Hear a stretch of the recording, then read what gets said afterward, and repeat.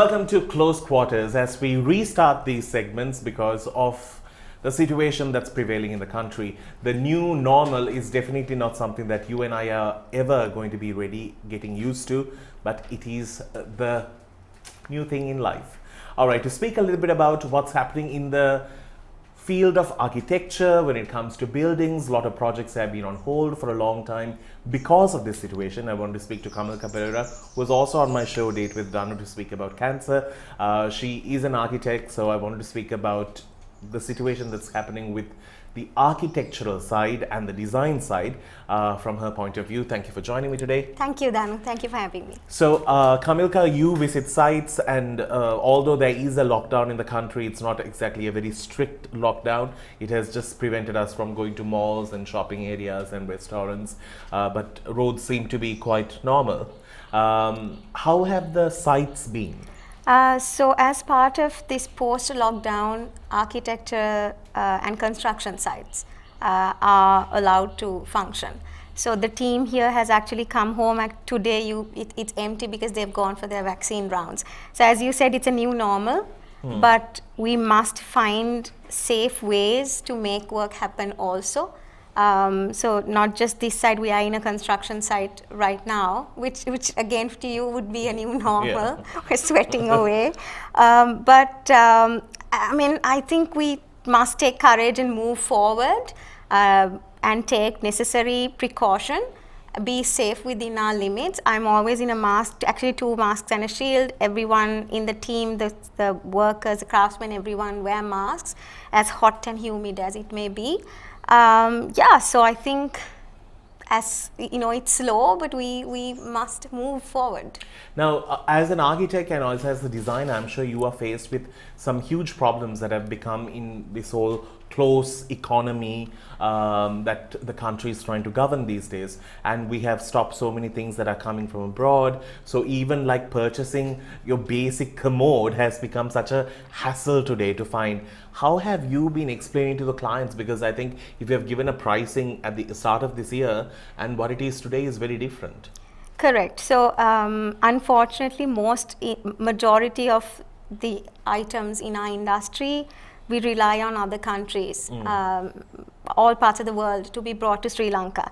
But I'd like to think that this whole closed economy, at least partially closed economy, has also given a platform for our local industry to rise. But that rising doesn't happen overnight. Correct. You know, it takes time, it takes implementation, it takes planning for an industry to be supported enough to cater to the requirement and the demand. So I think right now we are at a bit of a setback. We don't have items like your water closets or your basins, so we have to rely on one supplier who's dealing with the entire, 1 or 2 suppliers, who's dealing with the entire load of the country. Certain items that we ordered in February are still not come to us. Again, I mean, even in the previous show, I said the glass is always half. While it may be half empty, it's always half full. I know I take it a point to tell the clients, okay, you know what, we have 6 months of project work. You order these things right away. So this project started 2.5 months ago, and at that point itself, we ordered our faucets, our sinks, our commodes, to all of the ordering was done. We only have a few elements left. So I think it's about how you plan, how you look at it. If you sit and whine about it and say, oh, this is not there, that is not there, I think you're going to be stuck. Instead, if you look for ways to work around it, there's always opportunity out there. Yeah, it's because I've been kind of working on a project myself, and we've been searching for this particular light, which is not available anywhere. And it's not that you can just run into PETA anymore, even that's closed. So as somebody who is working constantly on projects, it has been, I think there are so many reasons to why delay a project. Do you feel that the government did enough in terms of looking at all the industries in sort of giving them a framework to work around? Or do you feel that the lack of planning was not? I think the planning is definitely ad hoc. I'm not pointing fingers at anybody, but as a governing body, you can't overnight bring in certain restrictions, because that sets us back in several months. If a certain policy is being implemented, I think that policy needs time to be introduced, so that in the wake of that, the local industries can be supported and brought into the market. So having import restrictions, while it's an opportunity for the local people to come up, it happens so fast. So there is no how can you, a small timer, have the products ready in such a short time. What are the price points like today? Is there a big margin that has increased? Yeah, everything from cement to paint to everything, whatever we, because there are ongoing projects. When we compare for this project and another, items that we bought at maybe a certain price point 8 weeks ago is quite considerably higher when we purchase in right now. So everything from grouting to tiles to even small items like a lock has increased in price. So I think from a consumer point, it's unfair, but that unfairness all across industry, not just architecture or construction, everywhere we are feeling that. Even in food, everything has skyrocketed. Yeah, because if you do take in 2019, I think just before COVID till like the early 2020, there was so much of construction happening in our country in terms of, it could be in terms of hotels, in terms of real estate, it could be in terms of all types of things. People sort of really went out and sort of built so many things thinking there'll be so much of tourists coming in, foreigners coming in. Where do you see these projects? Because you've worked with a line of great architects and you would have understood that they would have invested in those projects. Where do you see them now? I think a lot of projects are at this unsure, uncertain sort of realm. Some of the clients that I was approached by last year, because remember, we've had waves of things happening to us as a country. That goes back to Easter Sunday attacks in 2019 when everything just went down. Nobody wanted to invest because there's now this new terror, this terror attack and red alert as a zone. We were just lifting our heads. So that happened in April, May, June, July, things were quiet. By about September, October, things were, people were positive. We are at the end of the day an island country. We have that, never gilunat band kind of attitude. Chicago. Yes. So things were, looking bright and positive. Tourism, we were just opening the country back, and then comes COVID, and we're still in COVID. We are now 4th wave, and we've been hit really hard. So I think in terms of investments and people who are willing to put in money and build new projects and buildings, probably are seated back and kind of trying to take, maybe it's a latent time where they would sit and wonder whether or not to pursue. So a lot of bigger projects, at least for me, have stopped, or they've been like, okay, you know what, let's put this on hold. Let's wait for the vaccination rounds to be over, for people to be immune, so that by February, March of next year, we can start. At least that's what I've heard from my clients. In terms of somebody who is in architecture, I'm sure you'll also know about the real estate value.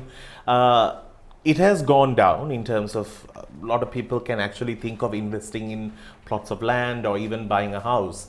Would you say it's a great idea these days? How is the market? You're right. The prices have gone down, but it also depends on whether, on the opposite end, whether you do have the money to keep it going, to actually invest, because lots of most of our workforce is taking pay cuts.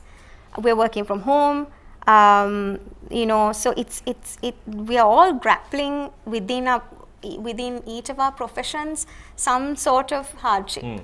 So I think whilst the prices may go down as anticipated, it's all about whether the consumer or your potential buyer, the market, do they have the finances. Yeah. Because I read this interesting thing. There was this quote by an artist that said, we're in the same storm, we are, but we are not in the same boat, because some mine cruise liners, some mine like little pedal boats, some actually just floating in water. Yeah, in water. Yeah. So I think although we are all in this situation, where we come from, what we do, how much reserve do we have in within us, matters. So I think the very rich would any country will ever hardly be hit. Their respective businesses would go down, but I'm talking from a personal point of view. They wouldn't go without a meal. But the everyday worker, the labor force, the majority of a country, like what Sri Lanka is, we are suffering. So I think it's all about whether the buyer would have enough money to buy that. That's something for us to keep in mind. Yeah. Okay, final question I wanted to ask you. What are the precautions? Okay, I have a few more questions. What are the precautions that you sort of keep in mind when you go into a site or when you go in for a design project? What do you require from people so that people are aware of what they should keep in mind? My clients watching this would laugh, but before a site visit, even now to Kumar and the team here, I would call you witness the call, and I would be like, mask on, because we are in a humid country. It's super hot inside. Actually, a construction site is generally 1 or 2 degrees more hotter than your ambient air because of all the machines and the dust and all of that. But it's still better than lying on a hospital bed gasping for air. So I think we have to be very, very disciplined and conscious about what situation we are in. We have a pandemic roaring its teeth around us. So wearing a mask, I get all my clients to wear a mask. I've stopped doing frequent site visits, so I try to do it in such a way that it's stagnated, so that your body has time to sort of... Yeah, so I would do one every 4 days or 5 days. Usually I would put all of my site visits to 1 day, which would increase my exposure levels remarkably. And it's not about whether I've taken the vaccine, Danu, or whether the client has taken the vaccine, which vaccine each of us have taken. It's the fact that I could be carrying and I could not and show. I could not show, and I can pass it on to somebody else. So we each, whatever vocation, whatever profession, we have to have that sense of responsibility to society. Because I definitely don't. I would be so heartbroken if I get to know that I have passed it on. Right now we have no way of knowing, but the possibility is there. That's what science is telling us. So wear the masks, sanitize, wash hands. At office, because office is at home for me, I tell my little team of 3 people, okay, everyone now we have this thing, okay, wash hands, because we're constantly touching something samples to keyboards to various surfaces. So I think if you're disciplined with little habits like that, that's how you can aid society, and more than anything aid our crippled healthcare system, because which is crippling every day. Yeah, more or less. we need to be aware. We take lightly, and if we do get sick, we are not going to be telling Ane, Mama sanitize them and I'm sick. No, you would be wanting people to give you oxygen and save your life. So you're burdening an already crippled system. That is true. So yeah, just be disciplined in your own ways. If you have to give it in one word, what has COVID taught you? Resilience. I think any situation, any obstacle teaches you, and you must have that humility within you to understand that even the most adverse of situations will teach you something. And I think for me it's resilience. It's how you sort of maneuver your way around it, because work for me has to go on. My line of work is not a desk job. I can't operate just by sitting at home like most other jobs. So I have to come to site, but me coming to site also make sure that we feed an entire group of people who are daily wages, who are in the labor force. So we have to be resilient. We have to have the courage to move forward and somehow help the system. All right. Well, on that note, we will wrap things up on the show. Thank you so very much, Kamilka, Thank for you. making us a part of this. We will see you with another cool edition to our close quarters. Till then, you be safe and follow all protocol so that you will also contribute towards a healthy society.